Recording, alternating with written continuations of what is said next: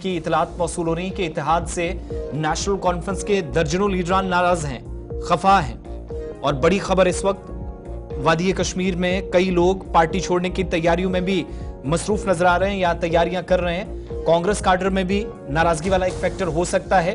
और खबर यह है कि कई साबिक अरकान असेंबली जो इस इत्तेहाद से नाराज हैं, नेशनल कॉन्फ्रेंस से वाबस्तगी है, कांग्रेस में भी कई लोग नाराज हैं और शायद आइंदा कुछ घंटों में पार्टी छोड़ी भी जा सकती है। एग्जीक्यूटिव एडिटर इशफाक गौहर हमारे साथ हैं। इशफाक, ये नाराजगी वाला फैक्टर जो खदशात पहले से थे, कुछ कंफ्यूजन कुछ एक जगहों पर था, कुछ तनाजात सीटों को लेकर थे, क्या वो सही साबित होने जा रहा है? जो इस वक्त इतलात आ रही हैं कि कई लोग पार्टियां छोड़ सकते हैं और दोनों तरफ नाराजगी वाला एक फैक्टर अब इस वक्त है इत्तेहाद के बाद।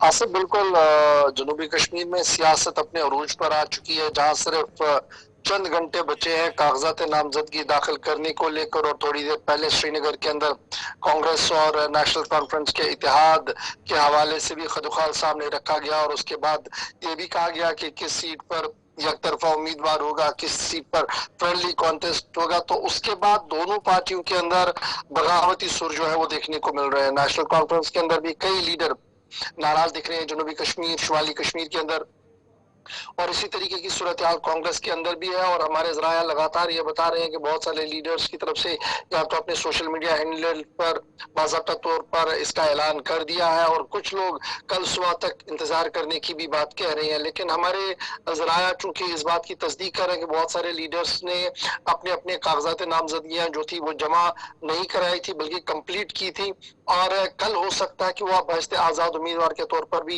ये कागजात जमा करवाएं। इस तरीके से एक नई सियासत का आगाज जो है वो इस वक्त जनूबी कश्मीर के मुख्तलिफ सीटों पर देखने को मिल रहा है। ये जो कंसेंसस 2-4 दिन से बनाने की कोशिश थी, क्या दोनों तरफ से इत्तेफाक राय कायम हो सकी थी या फिर टॉप लीडरशिप ने अपने लेवल पर कुछ चीजें रिस्क पर ली हैं?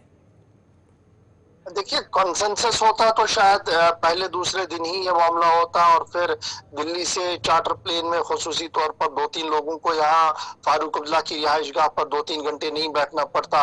और बैक टू बैक जब आप देखेंगे तो आज पूरे दिन भी मशावरतों का सिलसिला चला। स्क्रीनिंग कमेटी कांग्रेस की मीटिंग हुई, फारूक अब्दुल्ला से मीटिंग हुई, फिर वो वापस चले गए, फिर वेणुगोपाल और दीगर लोग दोबारा आए, फिर मीटिंग हुई और उसके बाद में एंड में ये कहा गया कि फ्रेंडली कॉन्टेस्ट। जब ये फ्रेंडली कॉन्टेस्ट का मामला आता है तो वहीं पर आप समझ सकते हैं कि all is not well in both the parties. और दोनों पार्टियों के अंदर हर एक सीट को लेकर कंसेंसस नहीं था, लेकिन एक लार्जर इंटरेस्ट को देखा गया।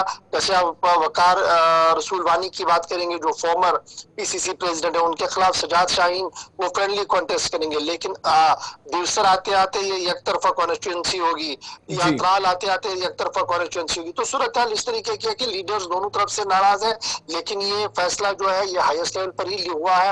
यही वजह है कि नीचे जो लीडर जिनकी एक्सपेक्टेशंस थी कि 10 साल के बाद या 15 साल के बाद वो दोबारा मैदान में आएंगे, वोट मांगेंगे और एमएलए बनेंगे, उनके शायद वो सपने पूरे नहीं हुए हैं। यही वजह है कि बगावत के सुर ज्यादा बुलंद हो रहे हैं। बहुत बहुत शुक्रिया तफसीलात फराहम करने के लिए। एग्जीक्यूटिव एडिटर इशफाक गौहर हमारे साथ थे और बता रहे थे कि इस वक्त की सूरत हाल क्या बन रही है, जहां पर नाराजगियां साथ साथ अभी इत्तेहाद पर थोड़ी देर पहले ही हतमी फैसला हुआ, दोनों तरफ से क़यादत ने फैसला लिया, लेकिन निचली सतह पर काडर शायद तमाम बातों से मुत्तफिक नहीं है। आगे